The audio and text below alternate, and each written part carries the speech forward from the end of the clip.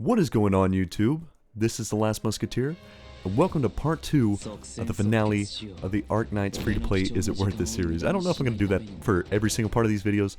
I'll probably just shorten it in the third one. But anyway, we're going out on the Contingency contracts, and you may be wondering, why Contingency in the second part of the video? It came out Friday. Well, mainly I had been farming the event for majority of the period of this week, so I could get as many of the high-level resources as I could. It'd be a little better for the farming aspect later on if I did that. So I figured I'd do that, and so that's why you're seeing Contingency at this point. I still did a lot of stuff after this that I will show in this video and the next one. I'm also going to leave out a decent amount of the content that I did just because I don't want to turn this finale into like a 5-part series.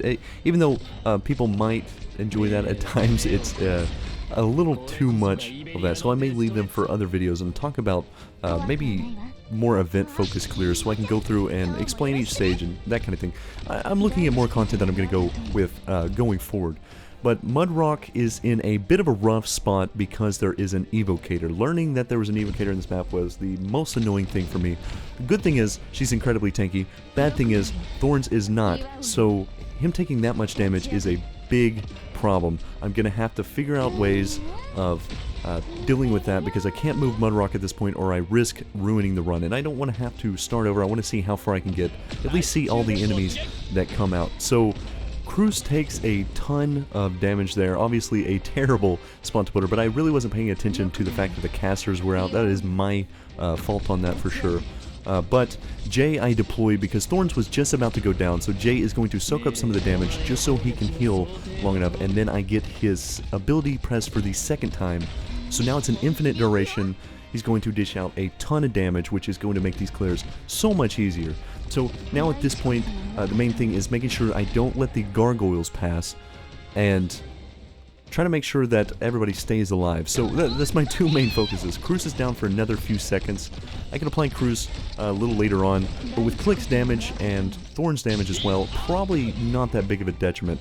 But the problem is that Click is in a very bad spot because of the evocator. So Click is going to go down pretty soon, which is unfortunate, and I should have placed Shining facing down instead of right. That was a really bad decision.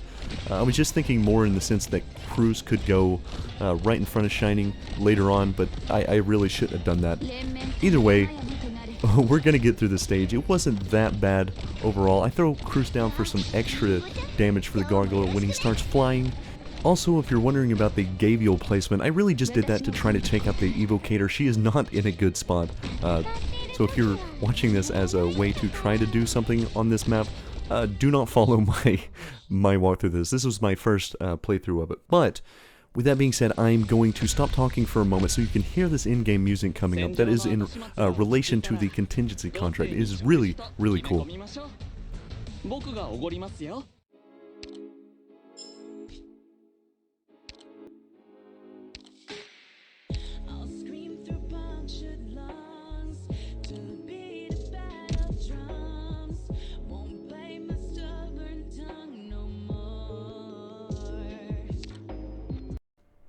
Alright, I didn't know how much of that I could show without potentially getting in trouble, so I cut it a little short, but as you can see, it is a full-fledged song, which is really cool. I don't know if this is something that happens only during Contingency or not, because I hadn't seen anything like that prior to this point. Most of it is instrumentals, really good instrumentals, but this is a full-fledged song, so it was a whole new experience. I figured I'd show that off, just for the people that have never played the game, so you can see, you know, they put a lot of effort into everything they do in this game. It is absolutely fantastic. So this run is the second version after I put on all the add-ons that I had to do. So I only have 1 HP through this stage, so I have to make sure that 100% I do not leak anything. Now, I don't want Mudrock facing left, but I have to do that to save Thorns because he's taking a ton of damage. So to guarantee that he stays up, I throw her facing left to help take out some of the enemies. Now, from here I can draw Perfumer, get the heals going on, and with Mudrock being over there, I don't have to worry about other people being in the blast radius. That is going to completely save everyone else from the damage. So now all I have to do, if I don't place something in a really bad spot, is just focus on using all of my units outside of the attack range of the casters, so that I can keep everyone going. Now Steward is, his whole trait is that he focuses on the highest defense unit first, which is really good. He comes really in handy when you need specific targeting done. I absolutely love it, and he's a 3-star character for anyone who hasn't seen these. So once again, he's viable in some much harder content, which is always good to see. Now, the main thing at this point, I for some reason don't click on Thorn's ability for the longest time here. I guess I really wasn't paying attention. You need, if you're using that hero, to use it as often as you possibly can. Gabriel, once again, is placed up top. She's not going to get anything done because the caster's just going to sit there and beat her up the whole time before anyone really comes out of that door for her to attack. So it was, in hindsight, a bit of a bad play, but, you know, at least I'll know for the future. So, going into that, I haven't completed the next part of this. I didn't get the chance to do it either because I got busy doing other things, and so I had to get off Arknights for the night after that, which is very unfortunate, but hopefully these other ones I'll be able to actually put some more time in and figure them out, especially when it comes to the big CC10 run, because that one's going to take a long time to figure out. Now, I put Beagle down as another way to buy some time for Mudrock to get some health back through Perfumer's regen. So I also do the same thing with Gummy. This is all about guaranteeing that I have enough sustain. So Mestima will go up top, do a little AoE damage, and I wish Mestima was E2 because then she would be insane. She also needs modules to take her to that really strong point, but I don't have that, and I won't have that for a while. So basically she's in there just because she's a little harder hitting than Lava at the moment. So with this one done, that is the first group of stat uppers for the enemies that I've got done. So now I've got a B rank, which is pretty cool. This is my first contingency, so you know, I can be excited about that. Now we're going on to 5-8 from here, and like I said, it'll probably be all over the place as we're going through. But while this is playing, I want to talk a little bit about the music, because one of the best parts about it is a lot of games I get tired of the music, I get tired of the sounds, and I end up muting after a little bit. This one I haven't done that because I absolutely love every bit that comes out of this. It is a fantastic soundtrack. Even the regular ones are absolute bangers. The boss stages have some really nice, menacing sounding music, which I really like in particular because when you go into a stage, and the rest of them have been like just regular stages, and you're like, oh, this isn't that bad. You go into a stage and you hear the music change, you instantly know, okay, something's about to go down. This might get very rough very quick, so it's always a good thing going in. But when you have that subtle change and you get to experience it firsthand, and you just crank that up to 10, give it a nice listen. And you know, for the rest of this video I will be playing the in-game music. So besides hearing the music, I want to talk about the other art aspect, which is the characters. Now, as you've probably seen as I've been going through and picking characters, they have different art styles, and as you unlock them further on into the E2 mastery, if they have an E2, then they will get a brand new skin, a new look, which is really good. It changes the whole aspect, it changes their character art in-game as well. I do wish I had shown the one for Swire that I picked up in the showcase, but it's really, really cool. When you activate her ability, it has a bunch of these things falling down. There's a whole many particles going on. It's just an all-around great skin, and you know, all of them are like that. They all add something to the character, and as you can see, Thorns here has the second activation, so his infinite duration is on, and all the particle effects going off of his body are really, really cool. These skins add stuff like that. Now, some of the characters don't have skins yet. Gabrielle the Invincible does not. It would change probably with E2, but she doesn't have a purchasable skin yet because she is a newer hero, and I'm actually excited for the time that comes out because I'm going to pick that one up for sure. I really like that hero.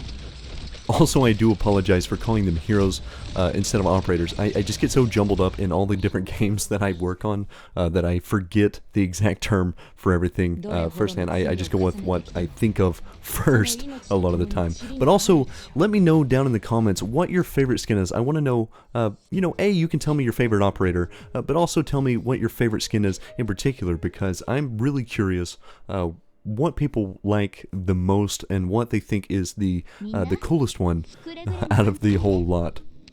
So we're moving on further in the campaign. We're on 5-9 now, and this one actually wasn't as bad as I thought it was going to be initially. Now, mainly probably because Thorns, like I said, I'm gonna have to limit myself with his use because he's gonna become too much of a carry if I'm not careful.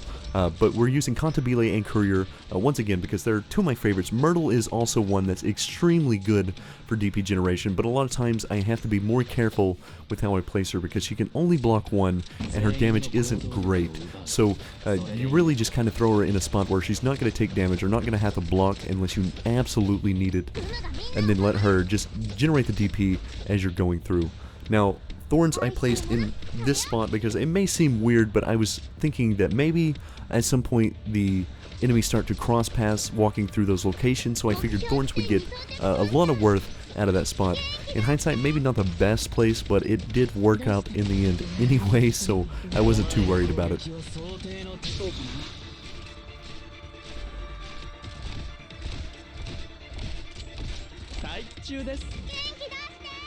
So here I'm throwing Lapland up top to help Beagle with some of the damage.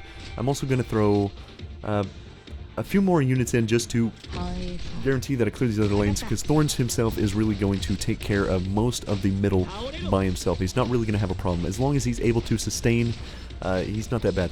He does, however, have to get to skill 2, which is a bit of a problem at times, and he just barely gets one of them knocked out of the way in time, so that I didn't leak anything there.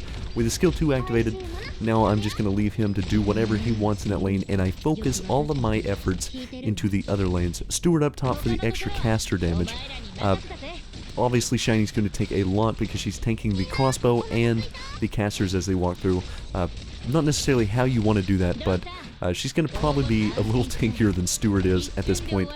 And she also has the ability to up her attack speed and attack damage to get that extra bit of healing when I need it in bad situations. So bottom lane, Gavial behind Gummy, because Gummy is very good at self-sustain, but also with Perfumer there is basically more than likely not going to take that much damage, and Gavial just does insane amounts of damage. So now one thing that I really need to work on is making sure that I clear the other lanes of my units that I'm not using so that I can place more when something is blocking, like Gummy for instance, blocking this guy and barely doing any damage. It would have taken forever to do that. If I had released the other lanes early on, I probably could have got more cooldown time and got it done a little faster. But either way, that's something I'm working on towards the future. But 5-9, we get a 3-star clear on the first attempt, and then we go into 5-10, and you'll see how I do in that one in the next part of the video. But I'm going to end this one here, and I hope to see you there, guys. Peace.